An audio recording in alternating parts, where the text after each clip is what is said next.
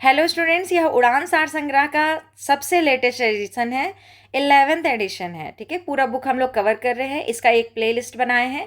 आप प्लेलिस्ट को उड़ान सार संग्रह लिख करके खोजिएगा, मिल जाएगा, या इस चैनल पे भी जाइएगा तो आपको प्लेलिस्ट मिल जाएगा। आप वहाँ से जा करके सभी वीडियोस को देखिए, सभी टॉपिक हम लोग कवर कर रहे हैं। आपको बता दें कि अगर आप इस उड़ान सार संग्रह को कंप्लीट करते हैं तो आप जेपीएससी एवं जेएसएससी की सभी परीक्षाओं को आप दे सकते हैं और सभी के लिए ये समान रूप से उपयोगी है। तो आइए इसकी शुरुआत करते हैं। आज का जो टॉपिक है, झारखंड के आदिम जनजातियां हैं। आदिम जनजाति होने के बाद ये जनजाति वाला टॉपिक समाप्त हो जाएगा। ठीक है, इससे पहले जितना भी जनजाति हम लोग कवर कर चुके हैं। तो आज हम लोग पढ़ रहे हैं आदिम जनजाति। उसमें पहला टॉपिक है माल पहाड़िया। माल पहाड़िया एक आदिम जनजाति है जिनका संबंध प्रोटो ऑस्ट्रेलाइड समूह से है। रिजले के अनुसार इस जनजाति का संबंध द्रविड़ समूह से है। ठीक है, ऐसे तो माना जाता है कि ये प्रोटो ऑस्ट्रेलाइड समूह से है, लेकिन रिजले का ऐसा कहना था कि ये द्रविड़ समूह से है तथा रिजले के द्वारा इन्हें अहरीति यानी शिकारी, डेहरीति यानी पुजारी, पुजोर पुजारी, गृही गृहस्थ, मांझी ग्राम प्रमुख तथा सिकदर नामक उपवर्ग में विभाजित किया गया है। इनकी भाषा मालतो है जो द्रविड़ भाषा परिवार से संबंधित है। रसेल और हीरा लाल के अनुसार यह जनजाति पहाड़ों में रहने वाले सकरा जाति के वंशज है। किसके? सकरा जाति के वंशज हैं आपके माल पहाड़ियाँ। बुचानन हैमिल्टन ने इस जनजाति का संबंध मलेर से बताया है। ठीक है, ये बुचानन का थॉट है। झारखंड में इनका आगमन रोहतासगढ़ क्षेत्र से हुआ है। इनका संकेंद्रण मुख्यतः संथाल परगना क्षेत्र में पाया जाता है, परंतु यह जनजाति संथाल क्षेत्र के साहेबगंज को छोड़कर शेष क्षेत्रों में पाई जाती है। इनकी सर्वाधिक जनसंख्या दुमका जिले में है। ठीक है, माल पहाड़िया जनजाति का एक उपवर्ग कुमार भाग पहाड़िया है जिनका माल पहाड़िया के साथ वैवाहिक संबंध पाया जाता है, परंतु माल पहाड़िया जनजाति का सौर्या पहाड़िया के साथ वैवाहिक संबंध नहीं होता है। यह झारखंड राज्य में सर्वाधिक जनसंख्या वाली आदिम जनजातीय समूह है। देखिए समाज एवं संस्कृति कैसी है। तो माल पहाड़िया जनजाति में पितृसत्तात्मक व पितृवंशी सामाजिक व्यवस्था पाई जाती है। इस जनजाति में पिता की मृत्यु के बाद संपत्तियों का बंटवारा पुत्रों के बीच किया जाता है तथा पुत्री को संपत्ति में हिस्सा नहीं दिया जाता है। इस जनजाति में गोत्र नहीं होता है। इस जनजाति में अंतर्विवाह की व्यवस्था पाई जाती है। इस जनजाति में अगुआ, विवाह हेतु कन्या ढूंढने वाला व्यक्ति को सीथू या सीथुदार कहा जाता है। जो सभी का शादी कराते चलते हैं उसके बारे में कहा जा रहा है। ठीक है, इस जनजाति में वर द्वारा सभी वैवाहिक खर्चों का भुगतान किया जाता है। इस जनजाति में विवाह के कई प्रकार प्रचलित हैं, जिनमें वधु मूल्य देकर विवाह, बलपूर्वक विवाह, सेवा विवाह, गोलट विवाह, दत्तक विवाह, घर जमाई वाले विवाह आदि प्रमुख है। इन विवाहों में वधु मूल्य देकर किया गया विवाह सर्वोत्तम माना जाता है। ठीक है, तथा वधु मूल्य पौन या बंदी के रूप में सुअर देने की प्रथा है, क्योंकि सुअर इनके आर्थिक और सामाजिक प्रतिष्ठा का प्रतीक है। इस जनजाति में ग्राम पंचायत के माध्यम से दंपति द्वारा तलाक भी लिया जा सकता है। तलाक देने के दौरान दंपति द्वारा सखुआ के पत्ता को 2 टुकड़ों में विभाजित कर दिया जाता है, जो कि अलगाव का प्रतीक है। चलिए आगे। इस जनजाति में सामाजिक स्वीकृति मिलने पर विधवा विवाह भी किया जा सकता है। विधवा विवाह का सामाजिक स्वीकृति भोज देने के बाद मिलती है। इस जनजाति में शिशु का जन्म होने पर उसके लिए एक विशेष झोपड़ी का निर्माण किया जाता है तथा गर्भवती माता, शिशु व उसका पिता छूत की अवधि तक इसी झोपड़ी में रहते हैं। जन्म लेने वाले शिशु का नामकरण उसके दादा दादी के नाम पर किया जाता है। इसके अतिरिक्त बच्चे को बाहना नामक एक पुकारू नाम भी दिया जाता है। इस जनजाति की महिलाओं में गोदना प्रथा का प्रचलन पाया जाता है। आप किसके बारे में पढ़ रहे हैं? आप माल पहाड़िया के बारे में पढ़ रहे हैं। ठीक है, अब देखिए परिवार के प्रमुख सदस्यों के प्रयुक्त शब्द, मतलब कि परिवार में किसको क्या बोलकर पुकारते हैं। जैसे पिताजी हैं उनको अब्बा कहते हैं, दादा या नाना को बड़े अब्बा या बेडगा कहते हैं, बड़े पिता या बड़े मामा को पीपो कहते हैं, सौतेली माँ हो गई छोटी मौसी, छोटी बुआ, छोटी चाची, छोटी बहन को काली या अली कहा जाता है। माता को अय्या कहते हैं, दादा या दादी या नानी को बड़ी अय्या या बिट्ठू कहते हैं, बड़ी माँ और बड़ी मामी हो गई उनको पेनी कहा जाता है।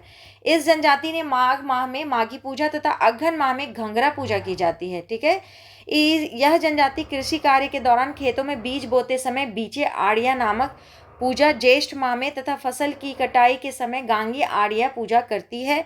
बाजरा के फसल की कटाई के समय पूनू आड़िया पूजा की जाती है। कर्मा, फागु व नवाखानी इस जनजाति के प्रमुख त्योहार हैं। अब आगे देखते हैं इनकी आर्थिक व्यवस्था कैसी है। इनका मुख्य पेशा झूम कृषि खाद्य संग्रहण, शिकार करना तथा शिल्पकारी, टोकरी व चटाई बुनना है। इस जनजाति में झूम खेती को कुरवा कहा जाता है। इस जनजाति में भूमि को 4 श्रेणियों में विभाजित किया जाता है। कौन कौन सा? सेम भूमि जो सर्वाधिक उपजाऊ होती है, टिकुर भूमि सबसे कम उपजाऊ होती है, डेम भूमि जो होती है सेम और टिकुर के बीच की भूमि होती है, तथा बाड़ी भूमि जो होता है उसको सब्जी उगाने के लिए प्रयोग किया जाता है। इस जनजाति के लोगों द्वारा पशुपालन भी किया जाता है, जिसमें सूअर पालन को प्राथमिकता दी जाती है। धार्मिक व्यवस्था इनकी देखिए, इनके प्रमुख देवता सूर्य एवं धरती गोरासी गोसाई हैं। धरती गोरासी गोसाई को वसुमती गोसाई या वीरू गोसाई भी कहा जाता है, जिनका निवास स्थान किसी वृक्ष के नीचे पत्थर के प्रतीक के रूप में होता है। देखिए, वीडियो आप देख भी सकते हैं, और अगर आपको देखने का समय नहीं है तो और आप कोई काम कर रहे हैं तो आप इसको सुन भी सकते हैं, क्योंकि हम एक एक लाइन पढ़ते हैं जिससे कि आपको ये आप सुन करके भी इसको कंप्लीट कर सकते हैं। इनके अन्य देवी देवता कांदो गोसाई, धरती माता, गोमो गोसाई, मृतक पूजा, और जिनका निवास चूल्हा के पास है, बाघ राई, धर्मदेव, सांप राई आदि हैं। ठीक है, और देखते हैं आगे। इस जनजाति में विभिन्न प्रकार की पूजा का प्रचलन है। कौन कौन सा पूजा होता है? बीची एराई, गंगी एराई, ओसरी एराई और गामो गोसाई की पूजा।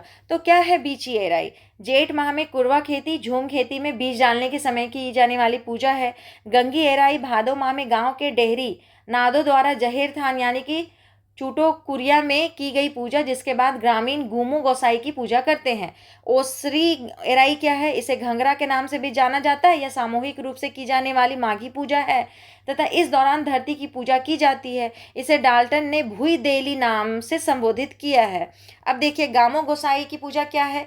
यह पूजा पूर्वजों को खुश करने हेतु चूल्हा के निकट एक स्थान पर की जाती है तथा माना जाता है कि इसके बिना घर में सुख शांति संभव ही नहीं है। ठीक है, इस जनजाति में पूर्वजों की पूजा को विशेष महत्व दिया जाता है। इनके गांव का पुजारी देहरी कहलाता है। इस जनजाति में मृत्यु के बाद शव को जलाने व दफनाने दोनों की प्रथाएं प्रचलित हैं। शव को दफनाने के बाद उसकी कब्र पर एक बड़ा पत्थर या एक टूटी चारपाई रख दी जाती है।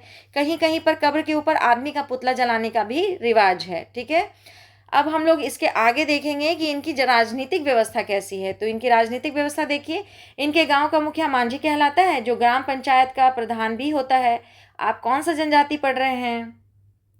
आप माल पहाड़िया पढ़ रहे हैं। क्या पढ़ रहे हैं आप? माल पहाड़िया। यानी कि माल पहाड़िया गांव का मुखिया क्या कहलाता है? मांझी कहलाता है। माल पहाड़िया जनजाति की राजनीतिक व्यवस्था में कई गांवों को मिलाकर एक संगठन बनाया जाता है, जिसका मुखिया सरदार कहलाता है। ग्राम पंचायत में अनसुलझे मामलों को सरदार के पास भेजा जाता है तथा सरदार का निर्णय अंतिम माना जाता है। माल पहाड़िया हो गया। अब जनजाति जो है वो चेंज हो रहा है। अब हम लोग जो पढ़ रहे हैं वो सौर्य पहाड़िया पढ़ रहे हैं। ये आदिम जनजाति है। ठीक है, 8 आदिम जनजाति है, उसी में से हम लोग पढ़ रहे हैं। पहले हम लोग पढ़े माल पहाड़िया, अब हम लोग पढ़ रहे हैं सौर्य पहाड़िया। तो ठीक है, माइंड में रखेंगे कि हम सौर्य पहाड़िया पढ़ रहे हैं। सौर्य पहाड़िया जनजाति प्रोटो ऑस्ट्रेलाइड प्रजाति समूह से संबंधित है। इनकी भाषा मालतो है, जो द्रविड़ भाषा परिवार से संबंधित है तथा यह जनजाति बोलचाल हेतु बांग्ला भाषा का भी प्रयोग करती है। ठीक है, स्वयं को मलेर कहने वाली जनजाति है। इन्हें संथाल परगना का आदि निवासी माना जाता है। इनका प्रमुख संकेंद्रण राजमहल क्षेत्र के दामिनी कोह में है। इनकी सर्वाधिक जनसंख्या साहिबगंज जिला में है। मेगास्थनीज ने अपने यात्रा वृत्तांत में राजमहल पहाड़ी के निचले भाग में रहने वाली आदिम जनजातियों को सौरी या मल्ली मानव के नाम से संबोधित किया है, जिन्हें वर्तमान समय में सौर्य पहाड़िया के नाम से जाना जाता है। यह जनजाति स्वयं को मलेर कहती है। तो बताइए, कौन खुद को मलेर कहती है? सौर्य पहाड़िया खुद को मलेर कहती है। इस जनजाति ने अंग्रेजी शासन के पूर्व कभी भी अपनी स्वतंत्रता को मुगलों या मराठों के हाथ में नहीं सौंपा। 1779 ईस्वी में भागलपुर के तत्कालीन कलेक्टर क्लीवलैंड द्वारा इस भूभाग को ब्रिटिश राज्य के अधीन किया गया। ठीक है, समाज एवं संस्कृति कैसी है? इनका समाज एवं संस्कृति, सौर्य पहाड़िया के लोग गौ मांस का भक्षण करते थे, जिसके कारण माल पहाड़िया लोग इन्हें हेय दृष्टि से देखते थे तथा इनके साथ रोटी बेटी का संबंध नहीं रखते थे। मतलब तो आप समझ ही गए होंगे कि सौर्य पहाड़िया के लोग गौ मांस यानी गाय का भक्षण कर रहे हैं, गाय खा रहे हैं, जिसके कारण माल पहाड़िया इनको अच्छा नहीं मानते थे और अपनी बेटियों की शादी इनके यहाँ नहीं करते हैं या इनके घर से अपने घर बेटी नहीं ले जाते हैं। इनके मतलब हो गया कि शादी ब्याह नहीं चलता है इनके बीच में। सौर्य पहाड़िया जनजाति मुख्यतः पहाड़ी क्षेत्रों में निवास करती है तथा इनके आवास को अड्डा कहा जाता है। इनके द्वारा अपने घरों को प्रतिदिन केपी झाड़ू से बुहारा जाता है, जैसे हम लोग पर डे अपने यहाँ झाड़ू लगाते हैं। इस जनजाति लोग अपने निवास हेतु सामान्यतः बांस, मिट्टी तथा खरपतवार से छोटी छोटी आयताकार झोपड़ियों का निर्माण करते हैं। हम लोग सौर्या पहाड़ियाँ पढ़ रहे हैं। इस जनजाति की सामाजिक व्यवस्था पितृसत्तात्मक है। इस जनजाति में पिता की मृत्यु हो जाने पर बड़ा पुत्र का संपत्ति पर अधिकार होता है। यदि कोई पुत्र नहीं है तो संपत्ति पर परिवार के साथ रहने वाले घर जमाई का अधिकार होता है। इस जनजाति में गोत्र नहीं पाया जाता है। ये माल पहाड़िया में भी नहीं पाया जाता है, सौर्या पहाड़िया में भी नहीं पाया जाता है। ठीक है। इस जनजाति में विवाह में लड़की की सहमति आवश्यक मानी जाती है। हम लोग क्या पढ़ रहे हैं? हम लोग सौर्या पहाड़िया पढ़ रहे हैं। सौर्या पहाड़िया जनजाति में आयोजित विवाह सर्वाधिक प्रचलित विवाह है। इनमें विवाह संस्कार संपन्न कराने वाले पुरोहित को वेद सीडू कहा जाता है। क्या कहते हैं? वेद सीडू कहा जाता है। इनमें बहिर्जातीय विवाह निषिद्ध है। इस जनजाति में पिता व माता की 3 पीढ़ियों तक के संबंधियों से विवाह नहीं किया जा सकता है। इस जनजाति में विवाह विच्छेद तथा पुनर्विवाह की प्रथा भी पाई जाती है। इसके अतिरिक्त कभी कभी बहुपत्नी विवाह भी देखने को मिल जाता है। इस जनजाति में वधु मूल्य देने की प्रथा है तथा नगद वधु मूल्य को पौन व सामान के रूप में वधु मूल्य को बांडी कहा जाता है। क्या कहते हैं? बांडी कहते हैं।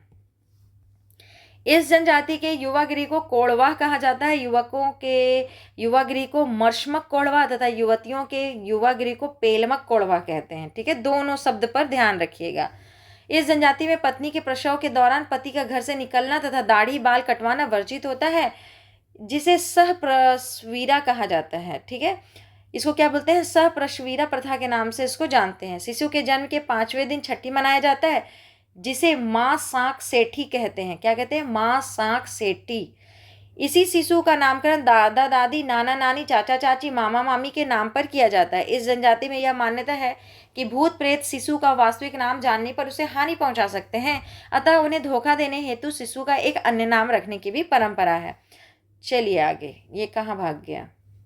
इस जनजाति के लोग पिता व माँ के बड़े भाई को पीपो तथा उनकी पत्नियों को पेनी शब्द से संबोधित करते हैं। इसके अतिरिक्त पिता की दूसरी पत्नी, पिता की छोटी बहन तथा माँ पिता के छोटे भाई की पत्नी को काली नाम से संबोधित किया जाता है। ठीक है, चलिए आगे।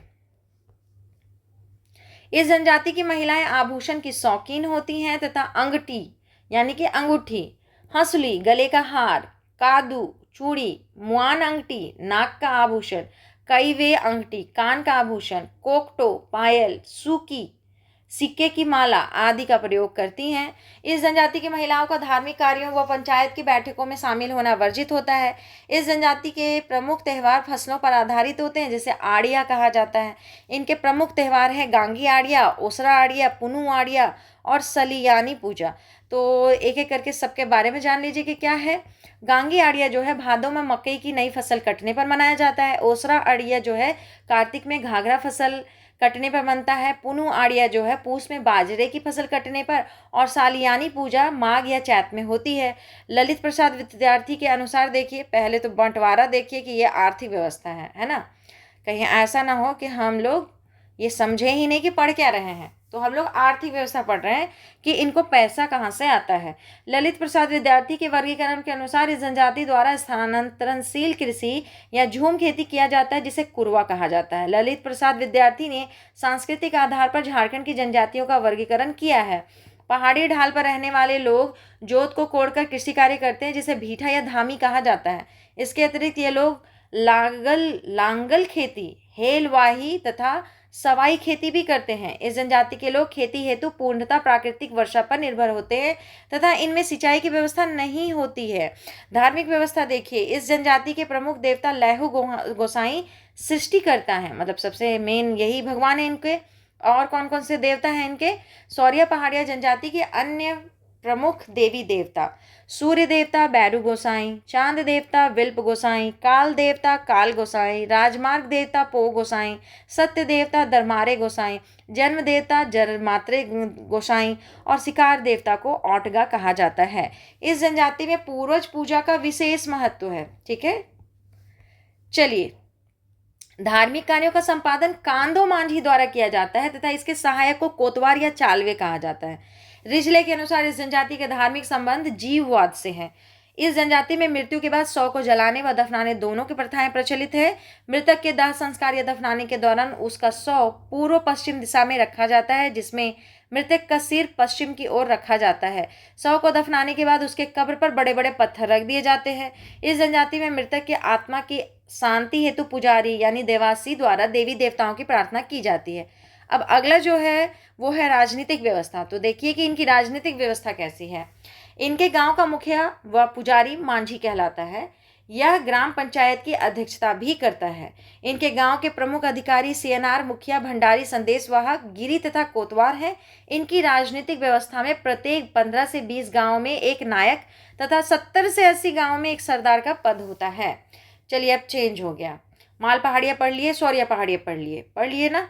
अब हम लोग पढ़ेंगे असुर जनजाति। चेंज यहाँ से दिमाग में रखिए कि जिसके बारे में हम लोग पढ़ रहे हैं वो असुर के बारे में पढ़ रहे हैं। ये एक आदिम जनजाति है।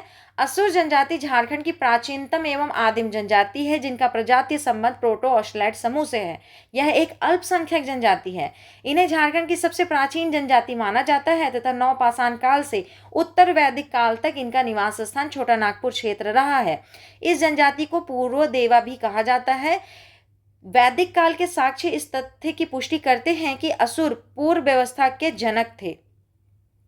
इस जनजाति को सिंधु घाटी सभ्यता का प्रतिष्ठापक भी माना जाता है। झारखंड में इस जनजाति का प्रवेश मध्य प्रदेश से हुआ था। इनकी भाषा असुरी है जो ऑस्ट्रो एशियाटिक भाषा समूह से संबंधित है। इनकी भाषा को मालई भाषा भी कहा जाता है। इस जनजाति की चर्चा ऋग्वेद में, आरण्यक में, उपनिषद में, महाभारत आदि ग्रंथों में भी मिलती है। ऋग्वेद में इस जनजाति का वर्णन निम्न नामों से किया गया है। तो देखिए किसमें क्या बोला गया है। ऋग्वेद में इनको अनसह कहा गया है, मतलब जिसके नाक चिपटी होती है, चिपटी नाक वाले, अव्रत या अन्य व्रत, भिन्न आचरण करने वाले, मृध्य वाच्य, अस्पष्ट बोलने वाले, और सुदृढ़, लौह दुर्ग अथवा अटूट दुर्ग के निवासी। खुद लोहे का काम जानते थे तो अपना दुर्ग मजबूत नहीं बनाएंगे ही, इसीलिए इनका नाम ऐसा रखा गया है। झारखंड में इनका संकेंद्रण मुख्यतः लातेहार, नेतरहाट के पाट क्षेत्र में सर्वाधिक, उसके बाद गुमला जिला में अगर कहिए तो सर्वाधिक जनसंख्या वाला जिला है इनका। लोहरदगा, सिंहभूम तथा धनबाद जिले में है। इस जनजाति के लोगों के प्रमुख त्योहार सरहुल, सोहराई, नवाखानी, कथडेली, फगुआ, सरही, कुत्सी, लोहा गलाने के उद्योग की समृद्धि हेतु ये लोग मनाते हैं सरही, कुत्सी। ये सभी इनके क्या है, त्यौहार हैं जो ये लोग मनाते हैं। समाज एवं संस्कृति कैसी है तो इसको देख लेते हैं एक नज़र में। इस जनजाति का परिवार पितृसत्तात्मक व पितृवंश से होता है, परंतु कहीं कहीं इनका परिवार मातृसत्तात्मक भी होता है। ठीक है। पिता की संपत्ति पुत्रों के बीच विभाजित की जाती है तथा इसमें पुत्री को कोई हिस्सा नहीं मिलता है। सर बार बार बताया है कि पुत्री हैं आप तो आपको कोई हिस्सा नहीं मिलेगा, आप अपने हिस्सा का तैयारी खुद कर लीजिए। ठीक है। इससे बार बार लिखा गया है कि पुत्री को कोई हिस्सा नहीं मिलता है। ठीक है। पिता की संपत्ति में कभी कभी ज्येष्ठ पुत्र को थोड़ा अधिक हिस्सा दिया जाता है जिसे ज्येष्ठांश कहा जाता है। ठीक है। इनमें संयुक्त परिवार की प्रणाली पाई जाती है, परंतु कहीं कहीं एकल परिवार की व्यवस्था पाई जाती है। यह जनजाति 3 उपजातियों में विभाजित है जो इस प्रकार है: वीर असुर, बिरजिया असुर, अगारिया असुर। वीर असुर जो है जंगल में निवास करने वाले असुर है। बिरजिया असुर घूम घूम कर कृषि करने वाले असुर हैं। और अगारिया असुर किसको कहिएगा, लोहा गलाने या आग का काम करने वाले असुर जो हैं वो अगारिया असुर है। ठीक है। चलिए आगे। असुर गोत्र को पारस कहते हैं तथा इनके युवा गिरी को गीतियोड़ा कहा जाता है। अब देखिए कुछ गोत्र और उसके प्रतीक बताया गया है। केरकट्टा जो है उनका पक्षी है, बगना का बाघ है, बेंग का मेंढक है, आइंद का मछली है, बरवा का जंगली पशु है। ये सब शब्द से अब हम लोग धीरे धीरे बहुत ही ज़्यादा फैमिलियर होते जा रहे हैं और अब हम लोग को नहीं रटना पड़ता है कि आइंद का प्रतीक मछली होता है, क्योंकि अभी तक में आप कितनी जनजाति पढ़े, लगभग सब में तो सेम ही था। इस जनजाति में बहिर्गोत्रीय विवाह का प्रचलन पाया जाता है, मतलब बाहर गोत्रीय विवाह करना है। इस जनजाति में वधू मूल्य को डाली कटारी कहा जाता है। इस जनजाति में आयोजित डोला मेला के दौरान जीवन साथी का चुनाव किया जाता है। आप असुर जनजाति पढ़ रहे हैं। असुर जनजाति में ईदीमी नामक एक विशेष परंपरा है जिसके तहत बिना विवाह किए लड़का लड़की पति पत्नी की भांति साथ में रहते हैं, परंतु इन्हें कभी ना कभी आपस में विवाह करना आवश्यक होता है। इस जनजाति में कुंवारे लड़के या लड़कियों द्वारा केले का पौधा लगाना वर्जित माना जाता है। इस जनजाति में गर्भवती स्त्री द्वारा ग्रहण देखना निषिद्ध है, यानी कि असुर जनजाति में महिलाएं जो हैं अगर गर्भवती हैं तो वो क्या नहीं देखना है, उनको ग्रहण नहीं देखना है। ठीक है। चलिए, इस जनजाति में महिला के पेट का आकार देखकर गर्भकाल का निर्धारण किया जाता है। इस जनजाति में प्रसव कक्ष को खौदी या सौरी घर तथा प्रसव कराने वाली महिला को चमाइन कहते हैं। ठीक है। शिशु का जन्म होने पर उसकी नाल डगरिन द्वारा हंसुआ से काटी जाती है। इस जनजाति में पहली संतान कन्या होना अत्यंत शुभ माना जाता है। इस जनजाति में बच्चा न होना ईश्वरीय प्रकोप माना जाता है तथा बंध्या स्त्री की सामाजिक प्रतिष्ठा कम होती है। यानी कि जिस स्त्री को बच्चा नहीं होता उसको क्या माना जाता है, उसकी समाज में प्रतिष्ठा कम होती है। इस जनजाति में सुरक्षा हेतु बच्चे को चमड़े का धागा पहनाने की परंपरा है जो विवाह के समय खोल दिया जाता है। इसे चाम बंदी संस्कार कहा जाता है। इस जनजाति की महिलाएं नाक में किसी प्रकार का आभूषण नहीं पहनती हैं। इस जनजाति की महिलाओं में गोदना का प्रचलन नहीं है। देखिए, असुर जनजाति में गोदना नहीं गोदवाया जाता है। जो आजकल टैटू चल रहा है ना, पहले गोदना किसी किसी जनजाति में था, अब तो टैटू सब में ही चलता है। इस जनजाति में महिलाओं का धार्मिक कार्यों में प्रत्यक्ष रूप से भाग लेना तथा पंचायत में बैठना वर्जित होता है। इस जनजाति में दिन के भोजन को लोलो, घोटू, जोमैकू तथा रात के भोजन को छोटू, जोमैकू कहा जाता है। जाके पता कीजिए, जोमेटो जो है ना, नाम यहीं से चुराया होगा। जोमेटो यही लोग का नाम है, जोमेकू वहीं से चुराया होगा। हड़िया इनका प्रमुख पेय है जिसे बोधा या झरनोई भी कहा जाता है। इस जनजाति के बूढ़े तथा बच्चों द्वारा कौपीन भगवा पहनने की परंपरा है। इनके प्रमुख त्यौहार सहरूल, सोहराय, कथडेली, सरही, कुर्सी। कुर्सी क्या है? लोहा गलाने के लिए, उद्योग की उन्नति हेतु और नवाखानी आदि है। इनकी संस्कृति को मय संस्कृति कहा जाता है। इनके नृत्य स्थल को अखरा कहा जाता है। चलिए आगे आगे क्या है? आर्थिक व्यवस्था है। इन लोगों को पैसा कहाँ से आता है? इस जनजाति का प्रमुख पेशा परंपरागत रूप से लोहा गलाना है।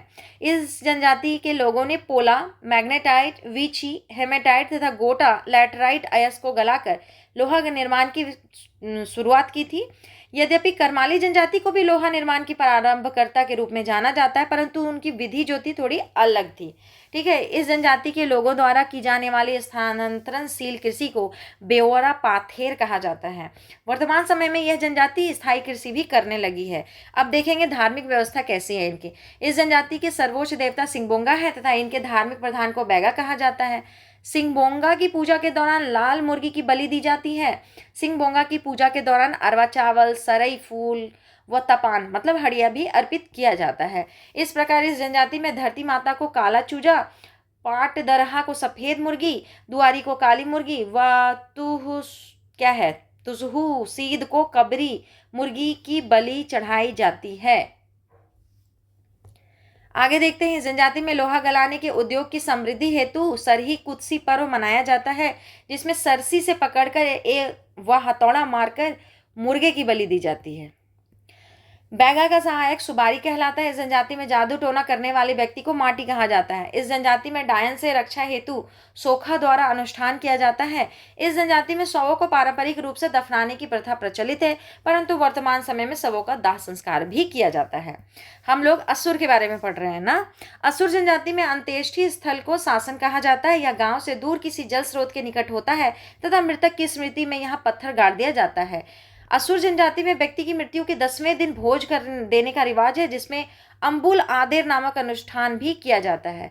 अब देखिए, इसके बाद है इनकी राजनीतिक व्यवस्था। तो राजनीतिक व्यवस्था कैसी है? असुर जनजाति में परंपरागत रूप से जातीय शासन व्यवस्था का प्रचलन रहा है। इस जनजाति में असुर पंचायत के प्रमुख अधिकारी महतो, जो गांव का प्रधान होता है, बैगा, जो धार्मिक प्रधान होता है, पुजारी या और गोड़ाइत आदि हैं। पंचायतों में 5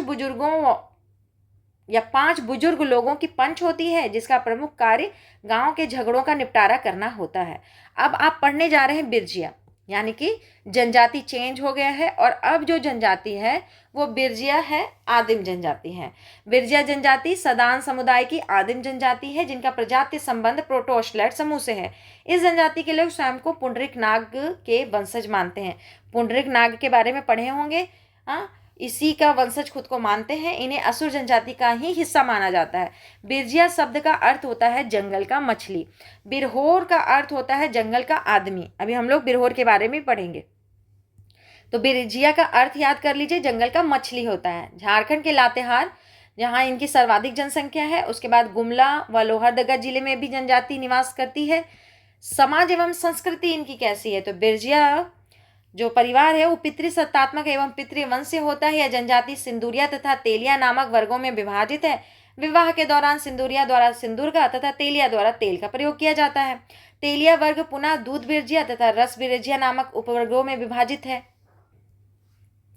दूध बिरजिया गाय का दूध पीते हैं, वह मांस नहीं खाते, जबकि रस बिरजिया दूध पीने के साथ साथ मांस भी खाते हैं। यह जनजाति विभिन्न गोत्रों में विभाजित है, जिन्हें किठियो, लकड़ा, बांसमोरी, बरवा, सिंदराही, झलका, गिरीवान, मैथी, बघेरवा आदि प्रमुख हैं। ठीक है, तो बढ़ते हैं आगे, समाज संस्कृति से आगे और दिया हुआ है, इस जनजाति में समगोत्र विवाह वर्जित होता है, परंतु विवाह अपनी ही जाति में किया जाना चाहिए। इस जनजाति में विवाह से 1 वर्ष पूर्व सगाई करना प्रचलित है। इस जनजाति में विवाह कराने वाले अगुआ को बिसूत कहा जाता है। वही है शादीलाल घरजोड़े जी हैं ये। इस जनजाति में बहु विवाह की प्रथा भी पाई जाती है। इस जनजाति में प्रधान के समक्ष अत्यंत आसानी से तलाक दिया जा सकता है।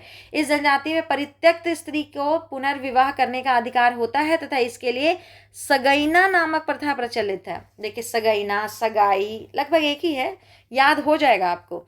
इस जनजाति की महिलाओं में माठा नामक आभूषण अत्यंत प्रचलित है। इनके प्रमुख त्योहार सरहुल, सोहराई, आषाढ़ी पूजा, करम, फगुआ आदि है। इनके पंचायत का प्रमुख बैगा होता है। आप बताइए, आप कौन सी जनजाति पढ़ रहे हैं? याद है?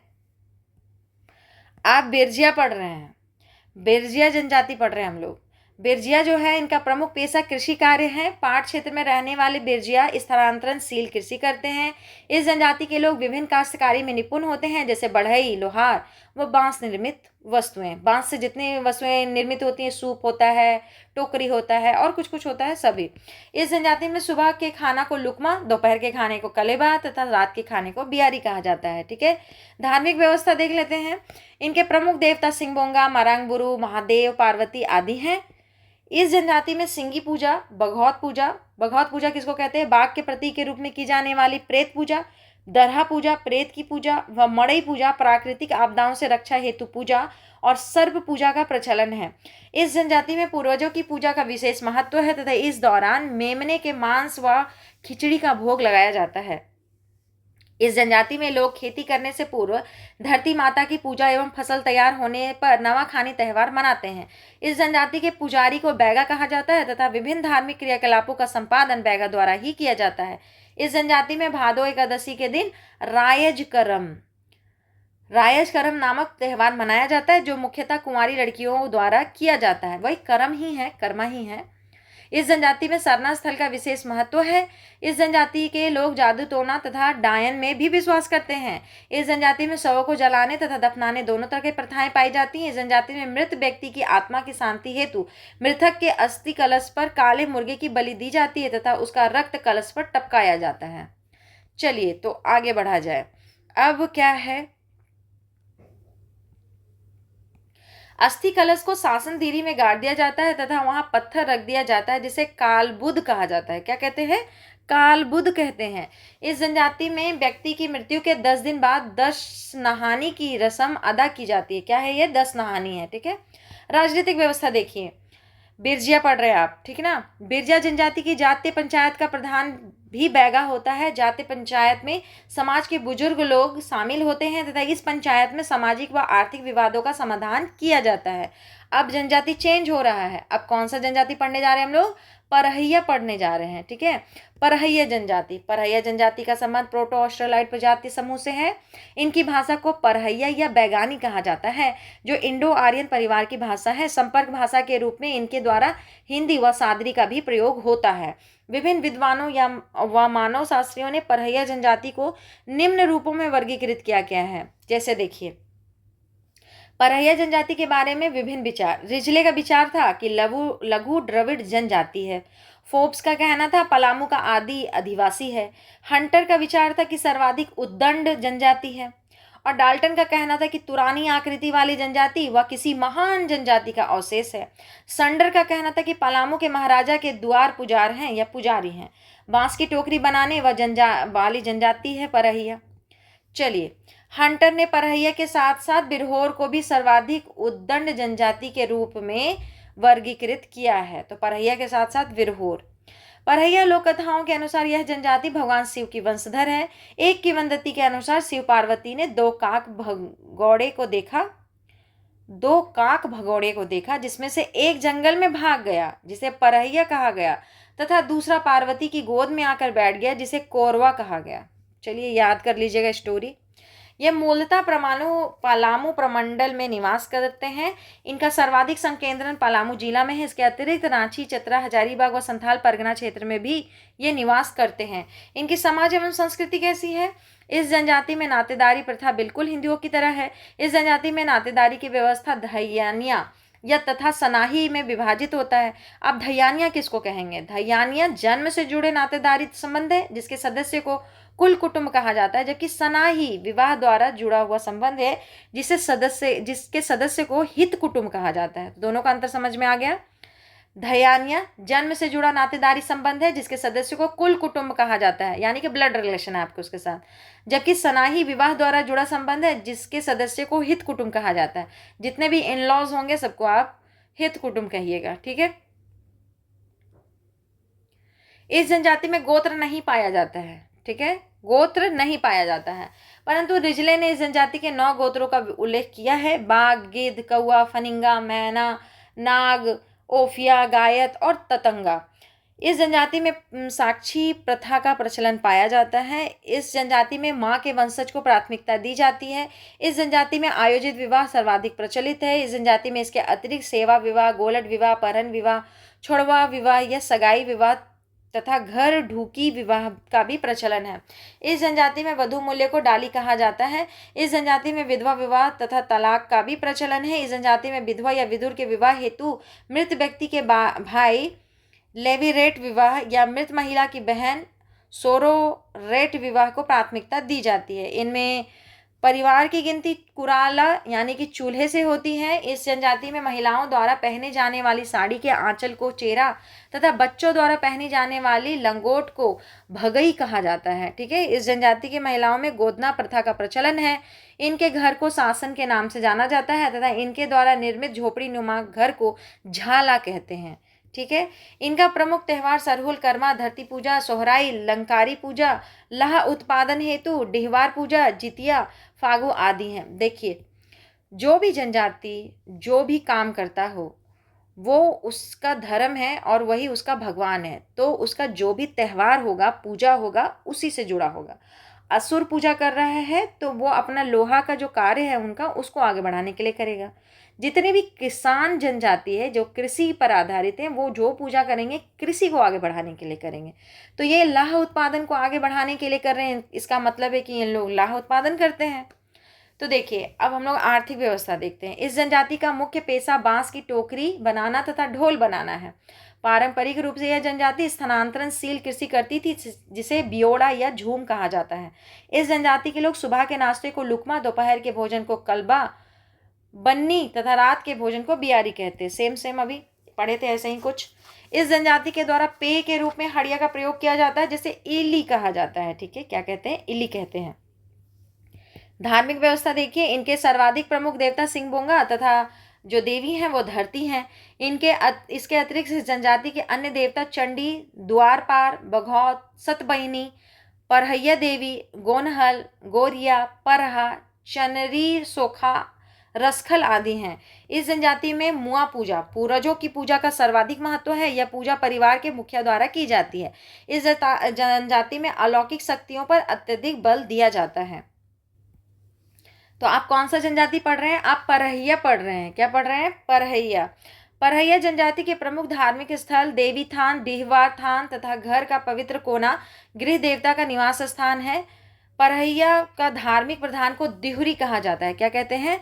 दिहुरी कहते हैं। चलिए आगे। इस जनजाति में शव को जलाने तथा दफनाने दोनों की प्रथाएं विद्यमान है। इनमें किसी व्यक्ति की मृत्यु के दूसरे दिन दूधमुही, 10वें दिन 10 कर्म, 12वें दिन ब्रह्मभोज तथा 13वें दिन बरखी करने का रिवाज है जो हिंदुओं की भांति है। हाँ बिल्कुल सही, ऐसे ही हम लोग में भी होता है। राजनीतिक व्यवस्थाएं, इनकी पंचायत को भैयारी या जाति गोट तथा ग्राम पंचायत का मुखिया महतो या प्रधान कहलाता है। परहैया में महतो का सहायक कहतो कहलाता है।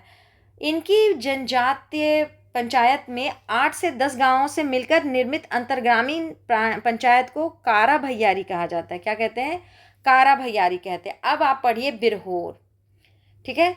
बिरहोर के बारे में अब हम लोग पढ़ रहे हैं। बिरहोर जनजाति घुमंतु जीवन व्यतीत करते हैं। कैसे जीवन व्यतीत करते हैं? घुमंतु। प्रजाति रूप से यह जनजाति प्रोटो ऑस्ट्रेलाइड समूह से संबंधित है, जबकि भाषाई रूप से इनका संबंध ऑस्ट्रो एशियाटिक समूह से है। इनकी भाषा बिरहोरी है। यह जनजाति स्वयं को सूर्यवंशी मानती है। यह जनजाति मूलतः झारखंड राज्य में ही पाई जाती है। स्वयं को सूर्यवंशी मानने वाली जनजाति है आपका बिरहोर। झारखंड में इनका संकेंद्रण मुख्यतः चतरा, सर्वाधिक जनसंख्या, उसके बाद हजारीबाग, कोडरमा, बोकारो, धनबाद, गिरिडीह, रांची, गुमला, सिमडेगा, लोहरदगा, गढ़वा, पलामू, लातेहार व सिंहभूम क्षेत्र में है। बिरहोर शब्द की उत्पत्ति मुंडारी भाषा से हुई, जिसका शाब्दिक अर्थ होता है जंगल का आदमी। बिरहोर जनजाति के समाज पर केंद्रित पुस्तक the Birhor uh little known jungle tribe of छोटा नागपुर के लेखक शरद चंद्र राय हैं। ठीक है, क्या हो गया इसको? हाँ, तो हम लोग इस लाइन को एक बार और पढ़ेंगे। बिरहोर जनजाति के समाज पर केंद्रित पुस्तक का नाम क्या है? द बिरहोर। उसके अलावा a little known jungle tribe of छोटा नागपुर, जिसके लेखक शरद चंद्र राय हैं। समाज एवं संस्कृति कैसी है? इनका परिवार पितृसत्तात्मक व पितृवंश से होता है। इनके बस्ती या निवास स्थान को टंडा कहते हैं तथा इनकी टहनियों व पत्तों से निर्मित झोपड़ी को कुंबा या कुरहर कहा जाता है। ये झोपड़ियां वृत्ताकार बनी होती हैं, जिसके छत को छाने हेतु गुंगू महलान पत्ता का प्रयोग किया जाता है। इनके घरों का आकार त्रिभुजाकार भी होता है, जिसमें बड़ी झोपड़ी को ओड़ा कुंबा व छोटी झोपड़ी को चू कुंबा कहा जाता है। याद रखिएगा। इस जनजाति में 13 गोत्र पाए जाते हैं। यद्यपि शरद चंद्र राय ने इनमें 37 गोत्रों की तथा रिजले ने 8 गोत्रों की चर्चा की है। चलिए, बहुत अंतर हो गया इन लोग में। सामान्यतः 13 गोत्र पाए जाते हैं, लेकिन शरद चंद्र राय जी का कहना था कि 37 गोत्र पाए जाते हैं और रिजले का कहना था कि 8 गोत्र पाए जाते हैं। इस जनजाति में गोत्र को खूंट, किली तथा पारस शब्द से संबोधित किया जाता है। इस जनजाति में समगोत्र विवाह वर्जित होता है। इस जनजाति में युवागिरी को गितिजोरी, गतियोरा या गितियोड़ा कहा जाता है। लड़कों के गितियोड़ा को डोंडा कांठा तथा लड़कियों की गितियोड़ा को डिंडी कुंडी कहा जाता है। ये नाम अच्छा लगा पढ़ने में, डिंडी कुंडी, याद हो जाएगा फटाफट। चलिए, इस जनजाति में विवाह का अत्यंत महत्वपूर्ण स्थान है। विवाह के बाद ही कोई व्यक्ति अपनी जाति का पूर्ण सदस्य माना जाता है। इस जनजाति में 10 प्रकार के विवाहों का प्रचलन है, जिसका विवरण निम्नवत है। तो चलिए शादी कराया जाए इन लोगों का कि कैसे कैसे शादी करना है। सदर बापला, यह विवाह इस जनजाति में सर्वाधिक प्रचलित है। यह विवाह आयोजित विवाह के समान है, जिसे मध्यस्थ के माध्यम से तय किया जाता है। इस प्रकार का विवाह जांगी बिरहोरों में अधिक प्रचलित है। फिर है किरिंग जमाई बापला, यह सेवा विवाह के समान है। सामान्यतः निर्धन वर पक्ष की आर्थिक सहायता हेतु इस विवाह का आयोजन किया जाता है। इस विवाह से पूर्व लड़की का पिता लड़का पक्ष को विवाह में खर्च हेतु आवश्यक धनराशि उपलब्ध कराता है। विवाह से पूर्व वर अपने ससुराल यानी कि टंडा में रहकर सास ससुर की सेवा करता है। चलिए आगे, अगला है उदरा उदरी बापला, सह पलायन विवाह, मतलब जो भाग ले आते हैं लोग। इस विवाह में वर वधु विवाह पूर्व भागकर दूसरे गांव में दंपति की भांति जीवन व्यतीत करते हैं। बाद में दंपति को घर लाया जाता है तथा सिंदूर दान व भोज पात द्वारा विवाह को मान्यता दे दी जाती है। फिर है गुआ बापला, यह विनिमय विवाह या गोलट विवाह है। इसे गोलट बापला भी कहा जाता है। इस विवाह के दौरान एक परिवार के लड़का व लड़की का विवाह दूसरे परिवार के लड़की व लड़का के साथ संपन्न करा दिया जाता है। इस विवाह में केवल वर वधु का आदान प्रदान किया जाता है, किसी प्रकार का आर्थिक लेन देन नहीं होता। क्यों दिया जाएगा वधु मूल्य? जब एक्सचेंज ही कर ले रहे हैं ना, तो फिर उसमें कैसा पैसा देना लेना। सांगा बापला, यह विधवा विवाह है। इसमें किसी विधवा महिला या तलाकशुदा महिला से विवाह किया जाता है। बोलो बापला, यह हट विवाह है। इस विवाह में लड़की सिर पर महुआ फूल की टोकरी व जलावन की लकड़ी का गट्ठा लेकर हट पूर्वक लड़के के घर में प्रवेश कर जाती है। लड़के द्वारा बाद में लड़की को पत्नी के रूप में स्वीकार कर लिया जाता है। ठीक है, और ना करे तो, अगर ना करे तो फिर उसका क्या होगा भगवान जाने। आप ही लोग बताइए, अगर आपके समाज में ऐसा कुछ है तो बताइए जरूर। अब देखिए सिपंदुर बापला, यह विवाह बोलो बापला के विपरीत है। इसमें लड़का द्वारा मेला बाजार में पसंद की लड़की की ललाट पर जबरदस्ती सिंदूर तेल लगा दिया जाता है, जिसे विवाह जैसा माना जाता है। लड़का पसंद नहीं होने पर लड़की विवाह से इनकार कर सकती है तथा उसका विवाह किसी अन्य लड़के से किया जाता है, तो इसे सांगा यानी दूसरा विवाह कहा जाता है। बहुत बेकार विवाह है। There is no need to, कि इस टाइप का चीज़ नहीं होना चाहिए समाज में। एक लड़की को एक लड़के के बारे में पता ही नहीं है, वो ज़बरदस्ती सिंदूर भर दिया, शादी हो गया, ऐसे कहाँ का रूल रेगुलेशन है। वो लड़की अगर पसंद करती है तो एक मैटर अलग हो सकता है, नहीं पसंद करती है, नहीं जानती है, तो ज़बरदस्ती का शादी कैसे कर सकते हैं। तो ये चीज़ तो समाज से हटाना चाहिए, निकालना चाहिए, क्योंकि केवल सिंदूर डाल देने से शादी हो जाता है तब तो फिर जिसको जिससे मन करता है वो उससे शादी कर ले चलता है। चलिए, नाम नापाम बापला, यह प्रेम विवाह है। यह विवाह लड़का व लड़की के बीच प्रेम होने पर टंडा की आज्ञा से किया जाता है। इस विवाह के दौरान सिंदूर दान तथा वधू मूल्य का भुगतान किया जाता है। यह विवाह उलूत बिरहोरों में अधिक प्रचलित है। चलिए आगे, बेंग कर ही बापला, यह विवाह गरीब परिवारों में प्रचलित है। इसमें वधू का विवाह उसे वर पक्ष के घर लाकर किया जाता है। जैसे गैर जनजातियों में इस प्रकार के विवाह को कढ़ुई विवाह या काढ़ा हुआ विवाह कहा जाता है। ठीक है, इसमें बताए थे ना हम आपको कि जब जो लड़की हैं उनके पिता का आर्थिक स्थिति अच्छा नहीं होने पे इस टाइप का विवाह होता है। ठीक है, हिरुम बापला, यदि किसी व्यक्ति द्वारा अपनी पत्नी के जीवित रहते हुए दूसरी लड़की या महिला से विवाह किया जाता है तो इसे हिरुम बापला कहा जाता है। चलिए, एक नया वर्ड आज हम सीखे, हिरुम बापला। ठीक है, इस जनजाति में विधवा विवाह तथा तलाक प्रथा का प्रचलन पाया जाता है। इस जनजाति में छोटे भाई की पत्नी भाव या किमिन को पुत्री की भांति माना जाता है तथा इसके साथ विवाह वर्जित होता है। ये तो हिंदू धर्म में भी ऐसा ही है, परंतु देवर भाभी विवाह कर सकते हैं, है ना। इस जनजाति में शिशु के जन्म होने पर माता को पुराने दरवाजे का प्रयोग करना वर्जित होता है, अतः घर में एक नया दरवाजा खोला जाता है। उलूत बिरहोर में गर्भवती माँ व बच्चे हेतु अलग झोपड़ी का निर्माण किया जाता है। इस जनजाति में जन्म लेने वाले बच्चे का कंछेदी संस्कार अत्यंत महत्वपूर्ण है, जो अघन माह में किया जाता है। कंछेदी संस्कार के बाद ही बच्चा अपनी जाति में प्रवेश पाता है। यदि कंछेदी संस्कार से पूर्व ही बच्चे की मृत्यु हो जाती है तो उसे शमशान ले जाने से पूर्व उसका कंछेदी संस्कार किया जाना अनिवार्य है। इस जनजाति के लोगों द्वारा कौपीन भगवा नामक वस्त्र धारण किया जाता है, जिसे डंडा डोर से बंधा रहता है, जो डंडा डोर से बंधा रहता है। इस जनजाति की महिलाओं द्वारा पहने जाने वाली साड़ी को पड़िया कहा जाता है। इस जनजाति के युवाओं द्वारा हाथ में पहने जाने वाले लोहे के कड़े को बेस या बेरवा कहा जाता है तथा महिलाओं द्वारा हाथ में पहने जाने वाले कंगन को बांकी व पायल को एंडू कहा जाता है। क्या कहते हैं? पायल को एंडू कहते हैं। ठीक है, कंगन को बांकी कहते हैं। छोटा छोटा वर्ड है, याद रखिए। संस्कृति से क्वेश्चन पूछेगा तो अगर आपसे ये शब्द दे के पूछ लिया बताओ क्या है तो याद करना पड़ेगा। इस जनजाति की महिलाओं द्वारा नाक में कोई आभूषण नहीं पहना जाता है। इस जनजाति की महिलाओं में गोदना गोदवाने का प्रचलन है। इनका प्रमुख त्यौहार कर्मा, सोहराई, नावा जोम, जितिया, दलई आदि है। इस जनजाति में डांग, लागरी तथा मुतकर नामक नृत्य अत्यंत प्रचलित है। तुमदा, मांदरिया ढोल, तमक, नगाड़ा तथा तिरियो, बांस की बांसुरी इनके प्रमुख वाद्य यंत्र हैं। अब देखते हैं आर्थिक व्यवस्था कैसी है इनकी, पैसा कैसे कमाते हैं, कहाँ से पैसा आता है। इस जनजाति के लोग आर्थिक रूप से अत्यंत पिछड़े हैं, जिसके कारण कुपोषण व बीमारियां इस जनजाति में आम समस्या है। यानी कि बिरहोर जनजाति के लोग आर्थिक रूप से गरीब हैं। ठीक है, और इसी कारण कुपोषण के शिकार हैं और इनमें बीमारियां देखी जाती हैं। बिरहोर जनजाति का प्रमुख पेशा लकड़ी काटना, शिकार करना एवं खाद्य संग्रहण है। देखिए, आपको बता देते हैं, अभी तो जो नौकरी पेशा करते हैं वो लोग को अमीर कहा जाता है, लेकिन पहले जो लोग कृषि करते थे वो धन धान्य वाले होते थे। तो देख लीजिए, इनका काम ही छोटा है, मतलब छोटा तो नहीं कहिएगा, लेकिन इनका काम ही ऐसा है जिसमें ज़्यादा धन इनको नहीं आ सकता है। तो पेशा क्या है इनका? लकड़ी काटना है, शिकार करना है, खाद्य संग्रहण करना। तो ये ऐसा पेशा ही है जिसमें ज़्यादा धन संपत्ति नहीं है। आज के ज़माने में जो किसानी करते हैं उनके पास पैसा नहीं है, क्योंकि किसानी में बहुत सारा झमेला है। और जो नौकरी पेशा कर रहे हैं वो अच्छा कमा रहे हैं, अच्छा जीवन जी रहे हैं। लेकिन पहले के ज़माने में ना कृषि ही सबसे अच्छा था। जो आदमी कृषि करता था, जिसके पास ज़मीन होता था, वही लोग संपन्न हुआ करते थे। तो सोचिए कि पहले के ज़माने से ये कृषि में नहीं जुड़े हुए हैं तो पैसा इनको कमी आता ही होगा। सामान्यतः कृषि कार्य करना इसकी आर्थिक गतिविधियों में शामिल नहीं रहा है, तो गरीबी का रीज़न यही है। फिर घुमंतु जीवन जीने वाले बिरहोरों को उल्थू या भूलिया, घुमक्कड़ तथा स्थायी जीवन जीने वाले बिरहोरों को जांघी या थानिया आदिवासी कहा जाता है।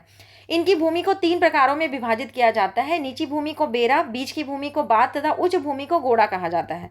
इस जनजाति में भूमि सामुदायिक संपत्ति होती है जिसे बेचना निषिद्ध होता है, क्योंकि देखिए पहले जो भूमि होता था ना उसको रहने लायक या कृषि लायक कोई एक आदमी नहीं बना पाता था, उसको पूरा समूह मिलके बहुत मेहनत करते थे सालों, तब वो जाकर जमीन क्या होता था, या रहने लायक बनता था, गांव लायक, या फिर वो उस भूमि पे खेती करने लायक रहता था। तो कोई एक आदमी जब उसको बसाया नहीं तो कोई एक आदमी का अधिकार उस पर कैसे हो जाएगा, है ना। तो भूमि क्या था, सामुदायिक संपत्ति था, बेच नहीं सकते, वहां रह सकते हैं, खेती कर सकते हैं, खा पी सकते हैं, रह सकते हैं, लेकिन बेच नहीं सकते हैं। बिरहोर जनजाति को स्थायी जीवन अवसर उपलब्ध कराने के उद्देश्य से वर्ष 1956 में बिरहोर आदिवासी कॉलोनियों का निर्माण कराया गया था। बिरहोर जनजाति के लोग पीतल, तांबे व कांसे के कार्य में दक्ष होते हैं। इस जनजाति के लोग जड़ी बूटी के अच्छे जानकार होते हैं। इनमें जड़ी बूटी द्वारा विभिन्न रोगों का इलाज करने वाले व्यक्ति को सोखा कहा जाता है। क्या कहते हैं, सोखा कहते हैं। मान लीजिए डॉक्टर है ये, ठीक है ना, ये कौन है, डॉक्टर है। अब इनकी धार्मिक व्यवस्था को एक नज़र में देखेंगे हम लोग फटाफट। इस जनजाति के सर्व प्रमुख देवता सिंहबोंगा है जो सृष्टि करता है, ठीक है। इस जनजाति के गोत्र देवता बुरुबोंगा व ओड़ाबोंगा है जो विभिन्न बीमारियों व कष्टों का निवारण करते हैं। इस जनजाति के पारंपरिक देवताओं में हेपरोम प्रमुख देवता है। इस जनजाति के शिकार देवता चांदी देवता है जिन्हें शिकार पर जाने से पूर्व नाये धार्मिक प्रधान द्वारा बलि दी जाती है। इस जनजाति में लुगा पहाड़ की पत्नी मानी जाने वाली महली चाती छोटे छोटे शिकारों की देवी हैं। चलिए आगे। इस जनजाति के अन्य महत्वपूर्ण देवता कांदो बोंगा, टंडा बोंगा, देवी माई, काली माई तथा बूढ़ी माई हैं। इनके धार्मिक प्रधान को नाये या नाया कहते हैं। नाया के सहयोग को, जो सहयोग देता है, सहयोगी को दिगवार या कोतवार कहा जाता है। इस जनजाति में व्यक्ति की मृत्यु के बाद उसकी आत्मा को पुराने घर में वापस लाने हेतु उम्बुल आदेर नामक अनुष्ठान किया जाता है, ठीक है, उम्बुल आदेर। चलिए, इस जनजाति में गोमहा मानसा पूजा प्रचलित है। गोमहा मनसा पूजा प्रचलित है जो पितरों के निवास स्थान वाले घर के कोने में सावन पूर्णिमा के दिन किया जाता है, ठीक है। इस जनजाति के लोग पुनर्जन्म पर विश्वास करते हैं। पुनर्जन्म यानी फिर से जन्म लेने वाला जो आस्था है। राजनीतिक व्यवस्था कैसी है, बिरहोर जनजाति में कोई व्यवस्थित जाति पंचायत नहीं पाई जाती है। इस जनजाति में लोग शिकार समूहों में विभाजित होते हैं जिसे टंडा कहा जाता है। टंडा का मुखिया मालिक या नाया कहलाता है। इस जनजाति में टंडा तथा परिवारों के मुखिया की आपसी सभा में विवादों का निपटारा किया जाता है। तो राजनीतिक व्यवस्था आप पढ़ लिए। अब चलिए कोरवा के बारे में पढ़ रहे हैं, ठीक है। जनजाति यहाँ से चेंज हो गया तो आपके माइंड में भी चेंज हो जाना चाहिए कि अब आप जो पढ़ रहे हैं वो कोरवा पढ़ रहे हैं। इससे पहले जो पढ़ रहे थे वो बिरहोर पढ़ रहे थे, ठीक है।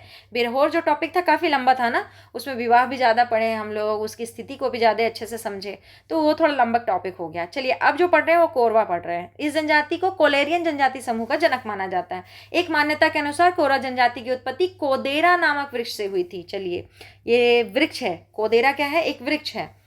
यह जनजाति प्रजाति दृष्टि से प्रोटो ऑस्ट्रेलियर समूह से तथा भाषाई दृष्टि से ऑस्ट्रो एशियाटिक समूह से संबंधित है।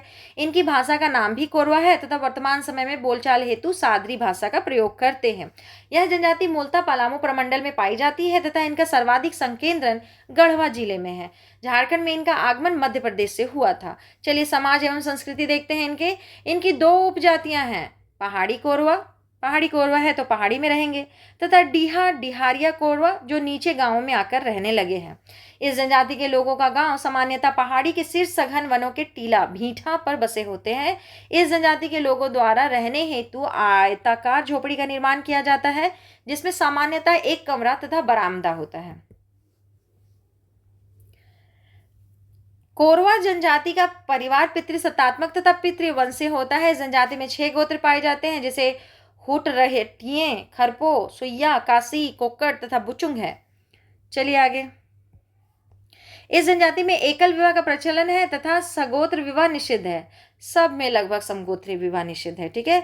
इस जनजाति में सामान्यतः अगुआ अगना के माध्यम से विवाह तय किया जाता है। इस जनजाति में चढ़के विवाह में कन्या के यहाँ तथा डोला विवाह में वर के यहाँ विवाह होता है। वही वाला बात है, चढ़के विवाह और डोला विवाह तो समझ के आप पूरा समझ गए हैं, याद हो गया आपको। इस जनजाति में विवाह में वधु मूल्य देने की प्रथा विद्यमान है। सब में वधु मूल्य देते हैं, अच्छा करते हैं, वधु मूल्य ही देना चाहिए। एक जन के घर से उसकी बेटी ला रहे हैं आप तो उसको वधु मूल्य देना चाहिए, लेकिन हम लोग में तो चलता नहीं है, हम लोग में तो उल्टा दहेज ही दिया जाता है। इस जनजाति में पलायन विवाह, प्रेम विवाह, सेवा विवाह, गोलट विवाह, विधवा विवाह तथा तलाक का भी प्रचलन है। इस जनजाति में विधवा विवाह को भैयारी कहा जाता है। भैयारी क्या मैयारी है? विधवा विवाह को मैयारी कहा जाता है, मैयारी है, ठीक है। इस जनजाति में प्रसव के दौरान गर्भवती माता को प्रसौती या सौरी नामक घर में रखा जाता है तथा प्रसव कराने वाली महिला को डगरीन कहा जाता है। नाम इनका याद रखिए, एक में पढ़े थे चमाइन, एक में पढ़ रहे हैं डगरीन, ठीक है। इस जनजाति में शिशु के जन्म के 1 माह बाद नामकरण, 1 वर्ष बाद मुंडन, वह 3 वर्ष के बाद कान छेदी संस्कार का रिवाज है। फिर से पढ़िए, शिशु जन्म लिया, 1 माह के बाद उसका नामकरण, 1 वर्ष के बाद मुंडन और 3 साल के बाद कान छेद, यानी उसका कान छेदना है। इस जनजाति में महिलाओं को सम्मानजनक स्थान दिया जाता है तथा सामाजिक आर्थिक गतिविधियों में महिलाएं बढ़ चढ़कर भाग लेती हैं, परंतु धार्मिक क्रियाकलापों में महिलाओं का शामिल होना वर्जित होता है। इस जनजाति की महिलाएं फूल, तारे, हाथी आदि का चित्र गोदना में बनवाती हैं। इनका प्रमुख त्योहार कर्मा है। इसके अलावा सरहुल, फगुआ, नवाखानी, दशहरा, सोहराई आदि पर्व भी मनाया जाता है। इस जनजाति में सर्प पूजा का विशेष महत्व है, ठीक है। कोरवा लोग क्या करते हैं? सर्प पूजा करते हैं। अब हम लोग को टॉपिक चेंज हो गया है और आर्थिक व्यवस्था आ गया है, पैसा कैसे कमाते हैं लोग। तो कोरवा जनजाति कृषि, शिकार, पशुपालन, शिल्प निर्माण, मजदूरी आदि आर्थिक क्रियाकलाप करते हैं। इस जनजाति में स्थानांतरणशील कृषि को बियोड़ा कहा जाता है। इस जनजाति को झारखंड सरकार द्वारा शिकारी संग्रहकर्ता समूह में रखा गया है। तो आप कोरवा को किस में रखिएगा? शिकारी संग्रहकर्ता समूह में रखिएगा। धार्मिक व्यवस्था देखिए, इनके प्रमुख देवता सिंहबोंगा है। अब इनके कौन कौन देवी देवता हैं एक बार में देख लेते हैं। ग्राम रक्षक देवता गमेल या गौहेल डिहवा, पशु रक्षक देवता रक्सेल, बुरी आत्मा से रक्षा करने वाले देवता दरहा, वर्षा के देवता इंद्र। चलिए, इसके अतिरिक्त अच्छी फसल हेतु धरती माई तथा परिवार की भलाई हेतु चांडी, सोखा, सतबहिनी आदि की भी पूजा की जाती है। इनके पुजारी को बैगा तथा इसके सहयोगी को देवार कहा जाता है। इस जनजाति में मृत्यु के बाद शव को जलाने व दफनाने दोनों तरह की प्रथाएं पाई जाती हैं। इस जनजाति में मृत्यु के 10वें या 15वें दिन मृत्यु भोज के रूप में कमान उत्सव आयोजित किया जाता है, जिसके बाद अशौच की अवधि समाप्त हो जाती है। राजनीतिक व्यवस्था देखिए, इस जनजाति की अपनी जातीय पंचायत व्यवस्था होती है, जिसका मुख्य कार्य पारंपरिक सामाजिक प्रथाओं का पालन करवाना है। इस जनजाति में ग्राम पंचायत का मुखिया प्रधान कहलाता है। इस जनजाति में पंचायत को मैयारी कहा जाता है, मयारी, ठीक है। इस जनजाति में यदि किसी व्यक्ति को सजा के रूप में जाति से बहिष्कृत होने की सजा दी जाती है तो भोज भात देने पर उसे पुनः समाज में शामिल करने का प्रावधान है। इसे भात भीतर कहा जाता है, यानी कि बड़ा से बड़ा जुर्म कर लीजिए और सबको खाना पीना खिला के और अपना पाप धो लीजिए। चलिए, जनजाति सबर। सबर जनजाति का संबंध प्रोटो ऑस्ट्रेलाइट समूह से है। इनका संबंध मुंडा जनजाति समूह से है। एक मानव शास्त्रीय विवरण के अनुसार इन्हें खड़िया जनजाति की शाखा के रूप में देखा जाता है। यह झारखंड की अल्पसंख्यक आदिम जनजाति है। इस जनजाति के अस्तित्व का पहला उल्लेख त्रेता युग में मिलता है। इसके अलावा इनका उल्लेख महाभारत महाकाव्य में भी मिलता है। इस जनजाति के लोग स्वयं को माता सबरी का वंशज मानते हैं। तो हम लोग किसके बारे में पढ़ रहे हैं? सबरी, सबर जनजाति, जो कि अपने आप को सबरी का वंशज मानते हैं, ठीक है। इनकी 4 प्रमुख शाखाएं हैं, झारा, बासु, जायतापति, जटापति एवं जाहरा। इसमें से केवल झारा सबर झारखंड में पाई जाती है, शेष सबर उड़ीसा में पाए जाते हैं, ठीक है। सबरी के बेर खाए थे भगवान, खाए थे कि नहीं? कौन खाए थे? राम भगवान खाए थे। फेंक कौन दिए थे? लक्ष्मण फेंक दिए थे। ब्रिटिश शासन काल में आपराधिक जनजाति अधिनियम 1871 के तहत इन्हें आपराधिक जनजातियों में से एक के रूप में वर्गीकृत किया जाता है। देखिए, आपराधिक जनजाति अधिनियम 1871 एक बार जरूर पढ़िएगा। इसमें बहुत सारी जनजाति को जन्म से ही आपराधिक घोषित कर दिया गया था, ठीक है। प्रसिद्ध साहित्यकार महाश्वेता देवी ने विशेष रूप से सबर जनजाति पर काम किया है। झारखंड में इनका संकेंद्रण मुख्यतः सिंहभूम क्षेत्र, पूर्वी सिंहभूम जिला में सर्वाधिक है। इसके अतिरिक्त यह जनजाति रांची में, हजारीबाग में, बोकारो में, धनबाद में, गिरिडीह में, पलामू में तथा संथाल परगना में भी निवास करती है। पूर्वी सिंहभूम के पोटका, ढालबुम व घाटशिला प्रखंड में इस जनजाति का सर्वाधिक संकेंद्रण है। इनकी भाषा सबरी का संबंध ऑस्ट्रो एशियाटिक भाषा परिवार से। इसके अतिरिक्त ये लोग बोलचाल हेतु उड़िया, बंगला, हिंदी, नागपुरी तथा पंच परगनिया का भी प्रयोग करते हैं, ठीक है। चलिए, इनकी संस्कृति और समाज कैसा है? इनका समाज पितृसत्तात्मक है। पिता की मृत्यु के बाद उनकी संपत्ति पुरुषों के बीच बराबर बराबर विभाजित कर दी जाती है। इनके घर मिट्टी के बने होते हैं जो आयताकार होते हैं।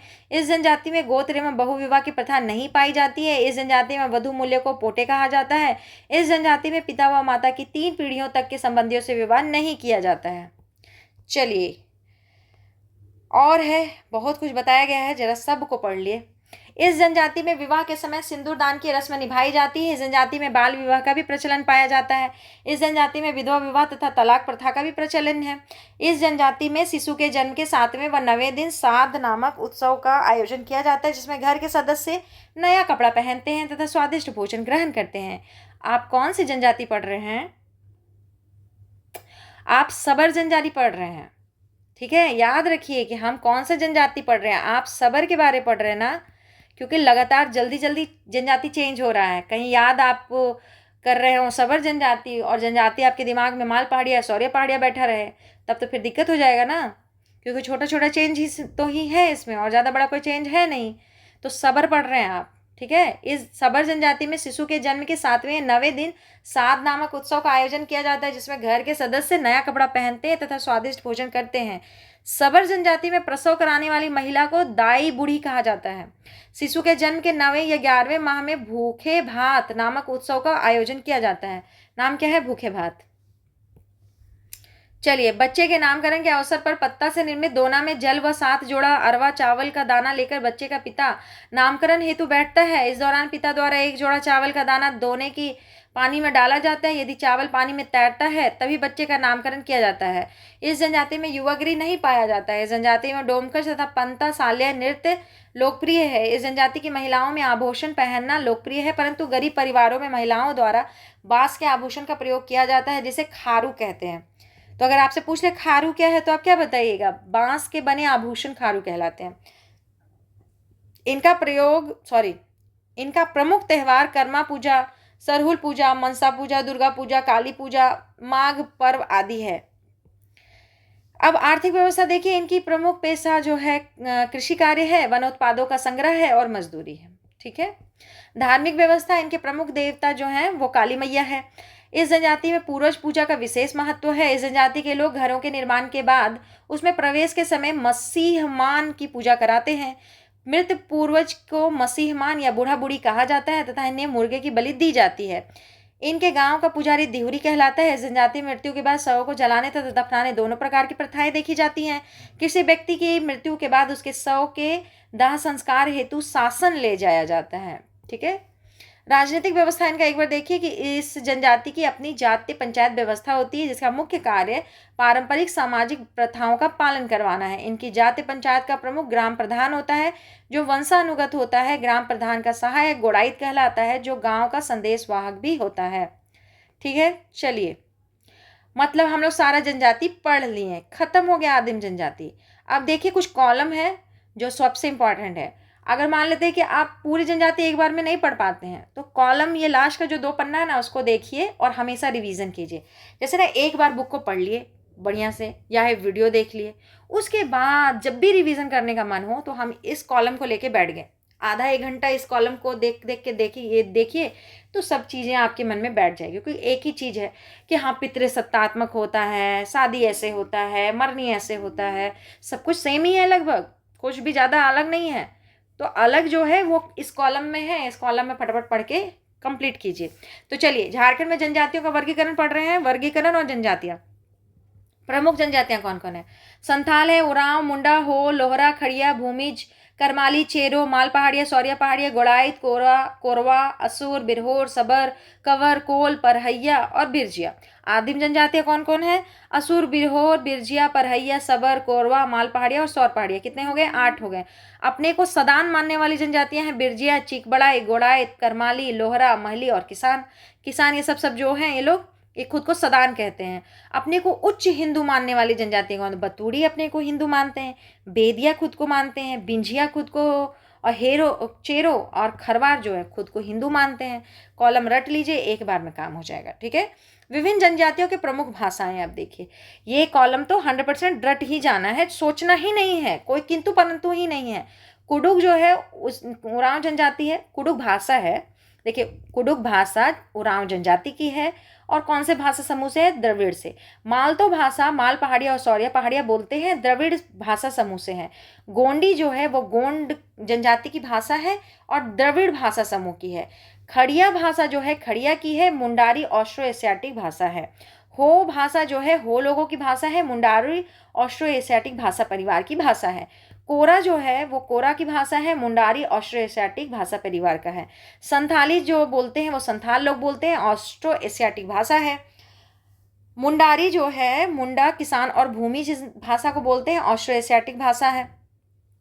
असुरी असुर बोलते हैं, हाँ असुर लोग बोलते हैं और ऑस्ट्रो एशियाटिक भाषा है। बिरहोरी जो भाषा है बिरहोर लोग बोलते हैं, ऑस्ट्रो एशियाटिक भाषा है।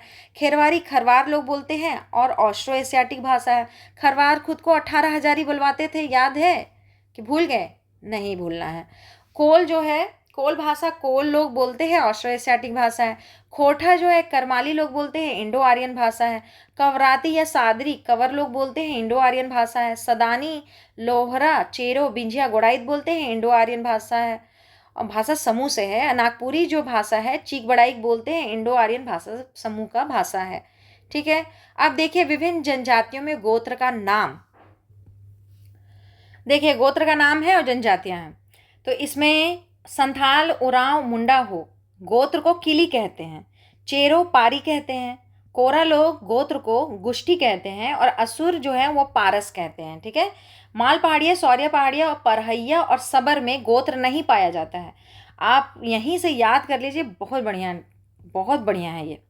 विभिन्न जनजातियों में युवा गृह का नाम, युवा गृह का नाम देखते हैं।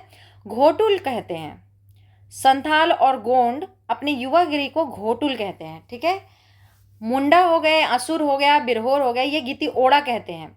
खड़िया जनजाति जो है अपने युवा गिरी को गीतियों कहता है और बिरहोर जो है वो गीति ओड़ा, गीति जोरी, गति ओरा कहते हैं। ठीक है, अब देखिए उरांव जनजाति अपने युवा गिरी को धूमकुड़िया या घूमकुड़िया कहते हैं। हो कहता है गोती आरा और सौर्या पहाड़िया कोड़वाह कहता है। क्या कहता है? कोड़वाह। इसके बाद भूमिज हो गया, किसान हो गया, महली, बिंझिया, चेरो, कोरा, सबर, बंजारा, जिनमें युवागृह नहीं पाया जाता है। इसमें किसी प्रकार का युवागृह नहीं पाया जाता है। वो भूमिज है, किसान है, महली है, बिंजिया है, चेरो है, कोरा है, सबर है, बंजारा है। ठीक है, इसको याद करेंगे हम लोग। विभिन्न जनजातियों में प्रचलित विवाह, किसमें कौन सी विवाह प्रचलित है? आयोजित विवाह या क्रय विवाह। संथालों में, उरांव में, मुंडा हो, खड़िया, बिरहोर, कंवर में फेमस है।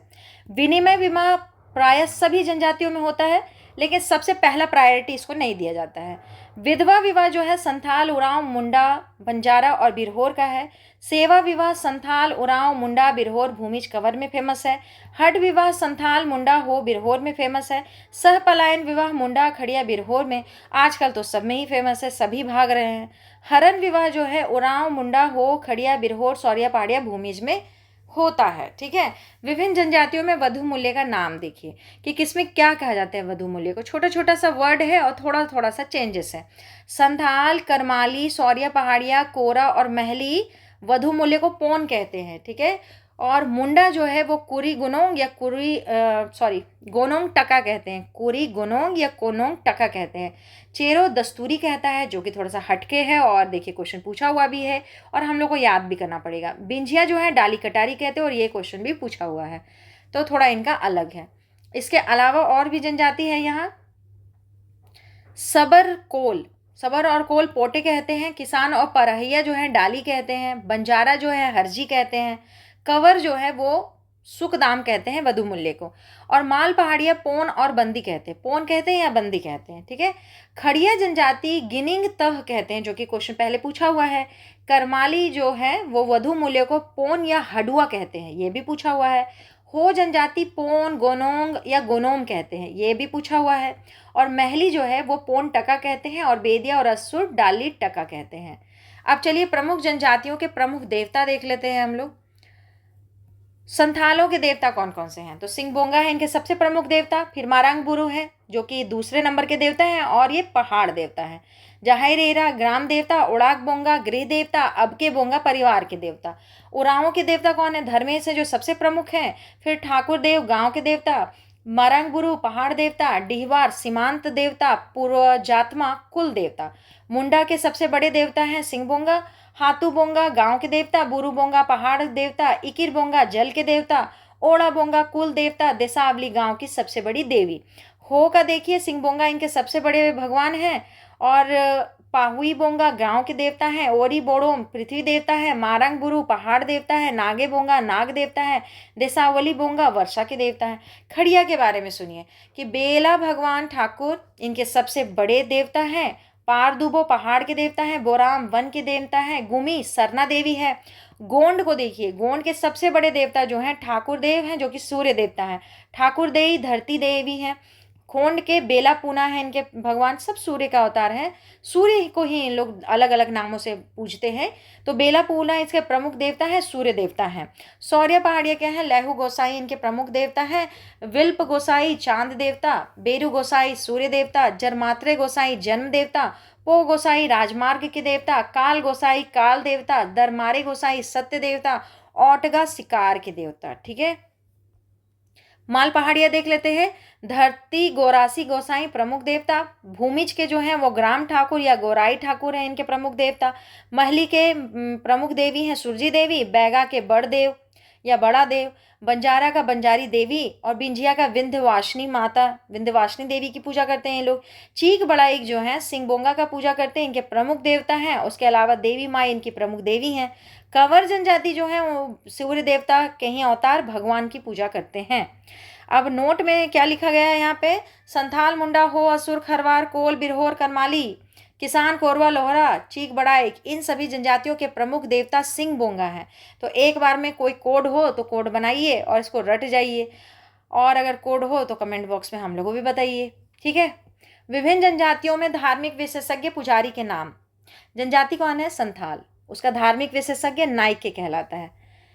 मुंडा और उरांव का पाहन कहलाता है। चेरो, असुर, बिंझिया, किसान, गोंड, गोड़ाइत, कोरा और कोरवा के जो धार्मिक प्रधान हैं उसको हम लोग क्या कहेंगे, बैगा कहेंगे। हो, परहैया, सबर और बतूड़ी के जो धार्मिक विशेषज्ञ होंगे उसको हम लोग दिवरी या दीरी कहेंगे। देवरी या देहरी माल पहाड़ी और कोल वाले को, पाहन या बैगा खरवार जनजाति में, कोलो या पाहन खड़िया जनजाति में, नाया या पाहन करमाली में, बैगा या पाहन कवर में और नाये बिरहोर में, लाया भूमिज में। एक साल को ये क्वेश्चन पूछा हुआ है। कांदो मांझी किसमें कहिएगा, तो सौर्या पहाड़िया के लोग अपने धार्मिक विशेषज्ञ को कांदो मांझी कहेंगे। ठीक है, तो हम लोग इसको रटेंगे। सरना जरूर याद कर लीजिएगा सरना धर्म के बारे में। इस बार सरना धर्म बहुत बवाल मचाए हुए हैं। सरना कोड का मांग हुआ है क्योंकि जनगणना हो रहा है, तो सरना कोड को थोड़ा पढ़ लीजिएगा, सरना के बारे में पढ़ लीजिएगा, क्या बवाल मचा हुआ है उसके बारे में पढ़ लीजिएगा, क्योंकि जो भी करंट अफेयर्स में क्वेश्चन होता है, करंट अफेयर्स का जो मुद्दा होता है उससे क्वेश्चन आता है। ठीक है, तो सरना धर्म झारखंड का मूल धर्म है। आदिवासियों के पूजा स्थल को सरना स्थल या जाहिर थान कहा जाता है। सरना स्थल के सरना स्थल में वृक्षों के झुंड होते हैं। आदिवासियों का मानना है कि इसमें ईश्वर का निवास होता है। आदिवासियों का प्रमुख देवता बोंगा है, जिसमें अलौकिक शक्तियों का निवास होता है। जब हम एक बार सरना धर्म के बारे में पढ़े हमको बहुत अच्छा लगा, बहुत मतलब कि बहुत ही अच्छा लगा। हमको लगा कि कोई धर्म ऐसा ही होना चाहिए, बहुत अच्छा लगा हमको, और हम इसके बारे में और भी जानना चाहते हैं, जो हमको इसके बारे में लगे कि हाँ जानना चाहिए। अब हम लोग पढ़ेंगे सरना धर्म में अनुच्छेद 342 के तहत अधिसूचित झारखंड की जनजातियाँ। ठीक है, तो आप जितना जनजाति अभी पढ़ के आए हैं ना, सब वही है। अनुच्छेद 342 के तहत अधिसूचित झारखंड की जनजातियां जो है सभी आप अभी पढ़ के आए हैं। ठीक है, उस वही यहाँ कॉलम बना के एक जगह दे दिया गया है कि आप संथाल, उरांव, मुंडा, हो, करमाली, किसान, बिंचिया, बेदिया, असुर, बैगा, बंजारा, बतूड़ी, बिरजिया, बिरहोर, गोड़ाइत, खोंड, खड़िया, चेरो, चिकबड़ाई, गोंड। उसके बाद पढ़े कोरा, कोरवा, महली, लोहरा, माल पहाड़िया, सौर्या पहाड़िया, परहैया, सबर, भूमिज, खरवार, कंवर, कोल, पुरान, सब तो पढ़ के आए आप, है ना। तो इसको तो रटने की जरूरत है ही नहीं। चलिए आगे। अब देखिए प्रमुख जनजातियों का भौगोलिक विस्तार, वो भी आप एक जगह, सब जगह तो पढ़े ही थे लेकिन एक जगह कॉलम में कर दिया है तो एक बार में रटना आसान हो जाएगा। तो चलिए, संथाल का जो संकेंद्रण है कहाँ है, ये लोग कहाँ ज़्यादातर रहते हैं, तो संथाल जो है संथाल परगना, हजारीबाग, बोकारो, गिरिडीह, चतरा, रांची, सिंहभूम क्षेत्र में रहते हैं। उरांव जो है दक्षिणी छोटा नागपुर प्रमंडल में रहेगा। पलामू प्रमंडल में, उत्तरी छोटा नागपुर, कोल्हान, संथाल परगना सब जगह पाया जा रहा है। मुंडा जो है रांची, गुमला, सिमडेगा, पश्चिमी सिंहभूम, सरायकेला, खरसावां में है। हो जो है कोल्हान प्रमंडल में एक खरवार जो है पलामू, हजारीबाग, चतरा, लोहरदगा, रांची, संथाल परगना, सिंहभूम में। खड़िया जो है गुमला, सिमडेगा, रांची, लातेहार, सिंहभूम, हजारीबाग के क्षेत्र में। भूमिज जो है सिंहभूम, सरायकेला, खरसावां, धनबाद के क्षेत्र में। चेरो, पलामू, लातेहार में। माल पहाड़िया संथाल परगना में। सौरिया पहाड़िया भी संथाल परगना में, ठीक है। परहैया जो था पलामू, रांची, चतरा, हजारीबाग में। देखिए माल पहाड़िया, सौरिया पहाड़िया और संथाल परगना, इस सभी आप संथाल परगना सॉरी संथाल, फिर से बोल देते हैं। संथाल जनजाति, माल पहाड़िया, सौरिया पहाड़िया, ये जनजाति तीनों के तीनों संथाल परगना में रहते थे, ठीक है। और संथालों को कृषि करने के लिए वहाँ उस समय अंग्रेज बसा रहे थे। तो आप जब बहुत सारा विद्रोह पढ़ेंगे ना, तो उसमें आप संथाल और पहाड़िया के बीच का संघर्ष भी पढ़ेंगे। तो कोई कोई चीज़ को कनेक्ट कर लीजिए यहीं से, कि जब दोनों का जगह एक है तभी ना लड़ रहे हैं दोनों, नहीं एक जगह रहता तो काहे लड़ते, तो दोनों एक जगह थे तभी ना लड़ते थे। तो भौगोलिक स्थिति में कभी कभी कोई कोई चीज़ को नोटिस करके चलना चाहिए, ठीक है। परहैया पलामू, रांची, चतरा, हजारीबाग। कोरवा पलामू, गढ़वा, लातेहार, गुमला। असुर नेतरहाट, लातेहार, गुमला, लोहरदगा। विरहोर, छोटानागपुर, पठार का उत्तरी पूर्वी क्षेत्र। बिरजिया देखिए कहाँ रहता है, लातेहार, गुमला, लोहरदगा में। बतूड़ी स्वर्णरेखा नदी की पहाड़ी श्रृंखलाओं में पूर्वी सिंहभूम। बंजारा संथाल परगना में। और कंवर जो है पलामू, गुमला, सिमडेगा, कोल, गिरिडीह, देवघर, दुमका। चलिए अब अगले दिन हम लोग पढ़ेंगे झारखंड के सदान।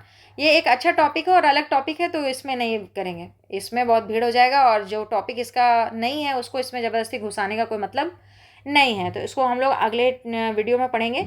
वीडियो को पूरा देखा कीजिए आप लोग, ठीक है। बहुत मेहनत लगता है बनाने में, बहुत देर बोलते बोलते थक जाते हैं, लेकिन फिर भी आप लोग के कहने पर इतना लंबा लंबा वीडियो बनता है। सो प्लीज़ पूरा देखा कीजिए और बुक को कंप्लीट कीजिए। सुनने में भी बहुत अच्छा है वीडियो, अगर आप इसको कंप्लीट करना चाहते हैं तो सुन के भी कंप्लीट कर सकते हैं, और आप देख पा रहे हैं तो बहुत अच्छा। मोबाइल का स्क्रीन छोटा है तो काहे आँख फोड़ना आपका, इसलिए आँख को भी बचाइए, थोड़ा आँख भी बचा के चलना अच्छा होता है। तो आप सुन के भी इसको कवर कर सकते हैं, जैसे घर में कोई काम कर रहे हैं, खाना बना रहे हैं, कुछ ऐसा ट्रैवल कर रहे हैं, तो भी तो एक एक लाइन पढ़ के डाला हुआ है, आप सुन के भी उसको याद कर सकते हैं।